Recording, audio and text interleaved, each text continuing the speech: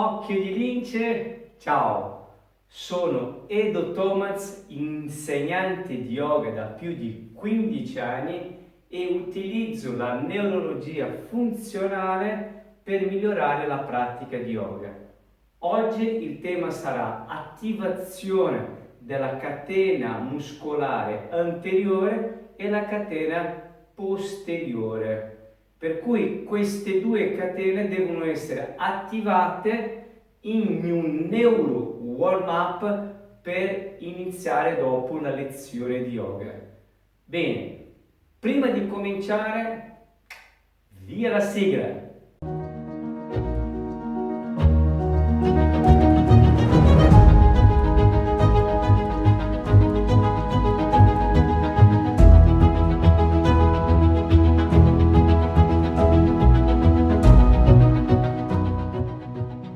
Bene, utilizzerò due esercizi per attivazione della catena anteriore e posteriore, sempre in controlateralità, per cui utilizzerò anche i movimenti incrociati.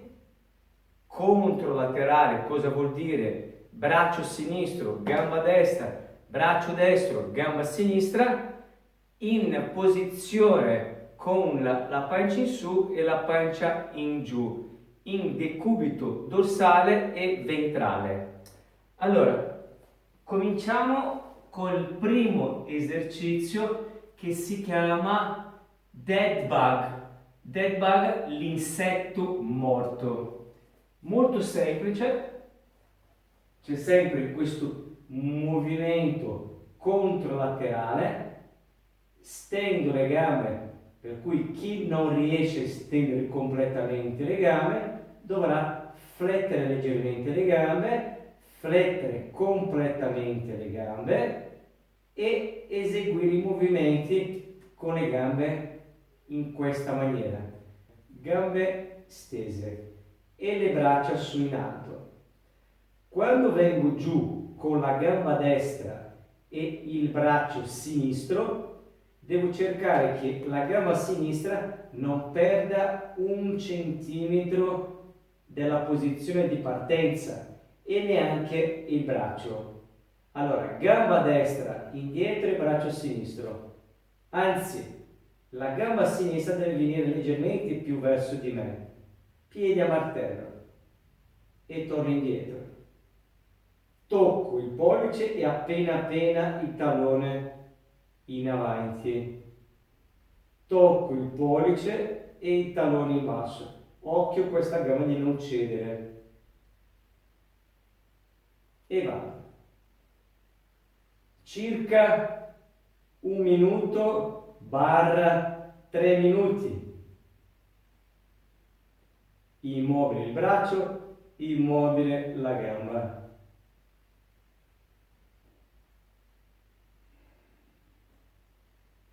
Lascio che ci sia la curva fisiologica del tratto lombare, non spingo l'addome all'interno verso la colonna, ma lascio respiro addominale e continuo a fare i movimenti. Bene, questo è il primo esercizio, attivazione della catena anteriore del corpo con i movimenti controlaterali. Adesso faccio la catena posteriore, sempre in controlateralità. Mi metterò in quadrupedia. Questo esercizio si chiama Speed Skakers.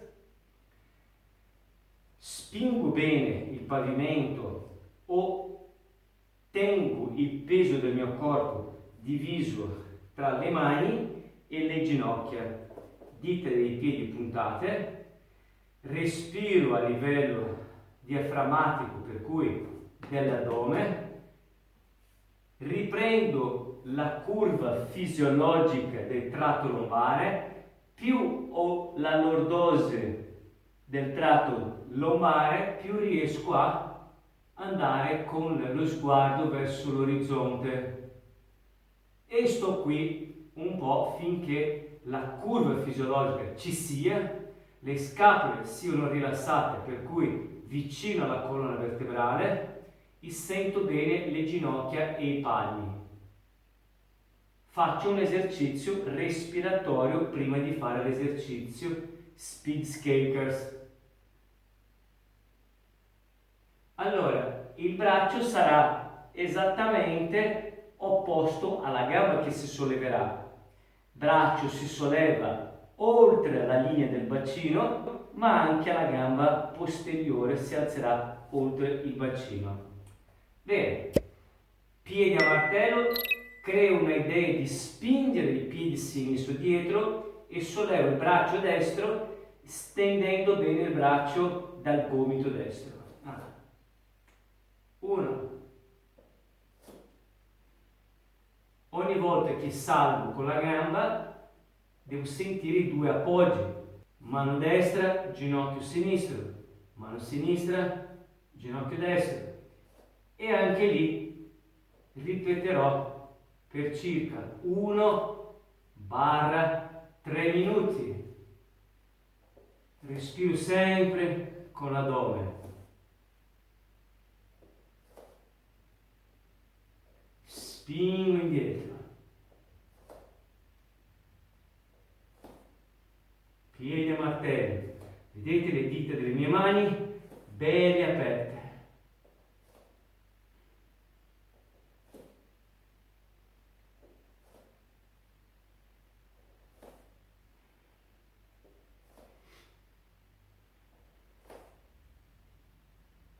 Attivo bene la catena posteriore.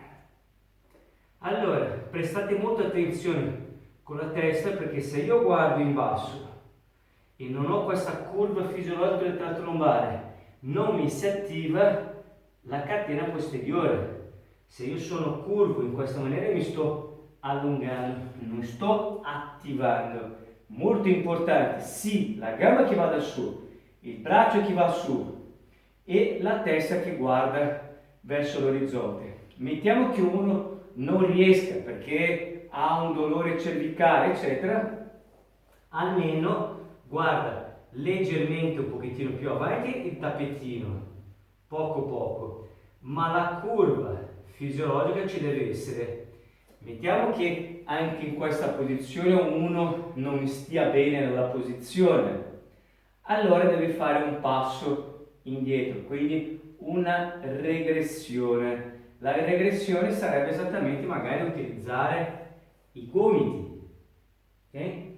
Io utilizzando i gomiti scarico di più il peso sulle avambraccia e quindi ho una possibilità maggiore di scaricare il peso sul tratto lombare, ma sempre cercando di lavorarci su questa controlateralità, braccio opposto alla gamba, e di sentire ogni volta che alzo il braccio e la gamba opposta tutta la mia fascia posteriore del tronco attivate. Bene? Se vedete questi due esercizi, se faccio 1 minuto e mezzo di un esercizio che è il dead bug, l'insetto morto, o faccio anche lo Spiegelskaker, allora vuol dire che sono 3 minuti. 3 minuti più un esercizio di respirazione, quella di preparazione allo Spiegelskaker, oppure esercizio di preparazione prima di eseguire il dead bug, un esercizio high-low, inspiro espiro dell'addome, un totale di 4-5 minuti per dare un neuro warm-up prima di iniziare la lezione di yoga. Uno potrebbe chiedere: ma perché dovrei fare questi esercizi prima della pratica di yoga? Sono delle informazioni precise di qualità al mio sistema nervoso centrale, che poi mi dà una risposta, una efferenza, mi mandano delle altre informazioni che posso migliorare determinate posizioni nella mia pratica di yoga. Questo è l'obiettivo del neuro warm up. È come se io dovessi accendere delle lampadine all'interno della mia centralina del mio cervello per cercare di illuminare poi la mia pratica di yoga. Potrei fare anche tanti altri esercizi, come ci sono state delle altre lezioni, non soltanto questo. Questo ho preso come esempio 2 esercizi di propriocezione, attivazione delle catene per migliorare la pratica di yoga successivamente. Ok? Andiamo alla pratica. Oggi vedremo 2 posizioni a terra. Prima il Vasisthasana, posizione di forza e equilibrio, e la seconda posizione lo faremo Ubhaya Padangusthasana. Prima posizione, ci sediamo di fianco, metto la mia mano sinistra posizionata leggermente più in là rispetto alle spalle. Una buona angolazione, perché poi dopo, quando estenderò le gambe, ma deve essere sempre leggermente più indietro rispetto al polso. Allora, i piedi a martello, per cui spingerò i piedi verso destra e dovrò esattamente stendere completamente le gambe. Allora, metto la colonna in una posizione neutra. Bene, adesso spingo i piedi in direzione, per cui a destra, per sollevarmi da terra. Bene, i piedi a martello. Chi regge questa posizione sono i piedi, la mano e tutto il fianco sinistro, e porto su in alto il bacino. Potrei utilizzare un facilitante che è flettere la gamba posteriore appoggiando la punta dei piedi, o completamente il piede alzando il bacino. Mettiamo che riesca, e non ho nessun problema, per sollevarmi nella posizione, diciamo, già avanzata, e non ho nessun problema alle spalle. Quindi vado nella posizione finale. Stringo leggermente le natiche, proprio la contrazione della parte laterale dell'addome è naturale, e poi sul braccio destro. Braccio destro vicino all'orecchio e giro la testa verso l'ascella. Molto intenso. Se vedete, è come se fosse un Tadasana obliquo, molto forte, molto esteso il braccio in diagonale. È come se dovesse tracciare una linea dritta del braccio destro e dall'esterno del tallone destro. Molto intenso questa posizione. Ricordatevi che la gamba dietro che potrei flettere è una regressione. La regressione potrebbe essere il gomito. Allargo le dita delle mani, la punta del gomito coincide con i talloni, spingo i piedi e vengo su. Vedete che le spalle sempre leggermente più indietro. Tengo, o posso appoggiare i piedi, tengo la posizione sul braccio per poi dopo stendere completamente tutto il fianco destro. Ok? E giù in basso. Molto intensa questa posizione, molto, si attiva molto la catena laterale del corpo, quindi la catena muscolare, e andiamo a fare esattamente dall'altra parte. Allora, piedi a martello, i piedi sono molto attivi, non sono molle, dita della mano destra, piede a martello che spingerà verso sinistra. Ok? La mano coincide esattamente con i talloni, perché tutte e due deve coincidere, perché i piedi sono uniti, deve coincidere come se fosse tracciare una linea. Spingo i piedi, su in alto. Attivo i piedi sul braccio sinistro e braccio verso il viso. In basso, stop. Questa posizione potrebbe anche essere fatta con i piedi al muro, o un appoggio maggiore, o una spinta maggiore mi può favorire e quindi facilitare questa posizione.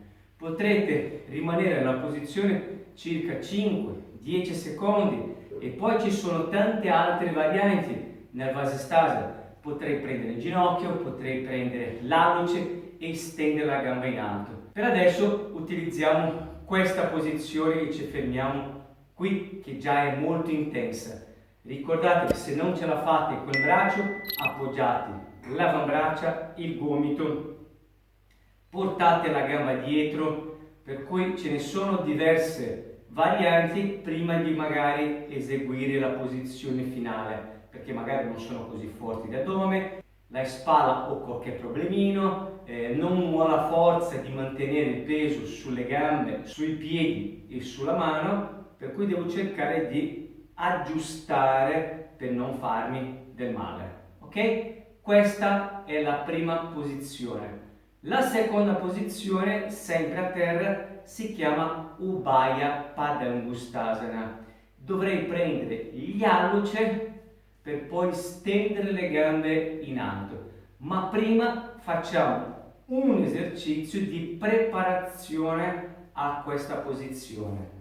Mi metto di fianco, abbraccio le gambe sotto le ginocchia e tengo la colonna diritta. Magari già qui uno non riesce a mantenere tanto l'equilibrio e quindi allora appoggia appena appena le dita dei piedi a terra. Mettiamo che io riesca, piedi a martello, l'addome attaccato alle cosce, le cosce attaccate all'addome e stendo una gamba là in cima e l'altra, stendendo completamente le gambe senza allontanarmi nemmeno curvarmi dalla colonna. Stendo, aggancio bene e stendo la gamba là in alto. 1, 2, 3, 4, facciamo 10, 5, 6, 7, 8, 9 e 10. Bene, adesso andiamo a prendere gli alluci con indice e medio. Prendo gli alluci spingono, già sono attivi, per cui spingono in alto, il pollice sopra gli alluce, cerco di non cedere con la colonna ma di essere bello steso. Prima cosa da fare è allargare le gambe, i piedi spingono, io allargo le gambe e i piedi spingono in alto per trascinarmi le braccia e la colonna in alto. Faccio girato anche verso la videocamera. Prendo gli alluci, pollice, dai piedi, non dalle braccia, dai piedi spingo in alto e allargo le gambe. Non perdo assolutamente la vicinanza del tronco alle cosce, per poi dopo chiudere le gambe. Mi metto di nuovo di fianco, aggancio gli alluci, allargo le gambe e piano piano chiudo le gambe spingendo là in cima. Piedi attivi. Scapolo in basso, guardo i pollici, le unghie del pollice, fletto le gambe e stop. È una posizione già molto avanzata, per cui uno deve avere la flessibilità sulla parte posteriore delle cosce, deve avere l'equilibrio, deve capire bene come prendere, cosa attivare le dita delle mani e le dita dei piedi. Io direi che soprattutto quelli che stanno cominciando ad approcciarsi a queste due posizioni, particolarmente Ubhaya Padangustasana, e di magari prendere le caviglie, allargare appena quanto riuscite, ok? E poi chiudere le gambe appoggiando le mani alle ginocchia, tenendo sempre la colonna stesa e soprattutto il discorso dell'equilibrio, ok? Fate un passo alla volta. Io vi ho fatto vedere già una posizione avanzata, quindi la progressione. Fate magari la regressione. Se c'è qualche dubbio o se c'è una perplessità o se volete informarvi o chiedermi qualcosa, scrivete qua sotto sui commenti che io sarò felice di spiegarvi o dare delle lucidazioni. Ricordatevi sempre di iscrivervi al mio canale e di accendere la campanella per non perdere neanche una lezione. Sono 365 lezioni all'anno, tutti i giorni al mattino una lezione nuova, una lezione gratuita per te, per voi che siete dall'altra parte. Ok? Ci vediamo lungo la strada.